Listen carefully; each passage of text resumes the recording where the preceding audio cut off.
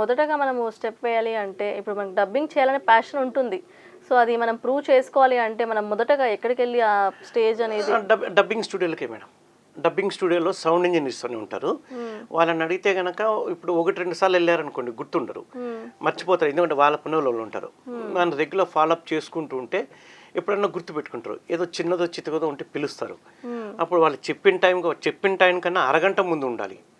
ఉండి అది వాళ్ళు 10 నిమిషాలు అంటారు, అది గంట చేయొచ్చు, 2 గంటలు చేయొచ్చు, 3 గంటలు చేయొచ్చు, ఒక్కొక్కసారి 5 గంటలు కూడా చేయొచ్చు. కానీ ఓపికగా ఉంటే కనుక వాళ్ళు చూస్తారు, అబ్బా ఇతను లేదా ఈమె బాగా ఓపిక ఉన్నారు, ఎప్పుడన్నా పిలవచ్చు. అక్కడ నుండి అల్లుకుపోవడమే, అల్లికి మాత్రమే ఇక్కడ అంతే. మనకు ఎవరు ప్రమోషన్ చెయ్యరు.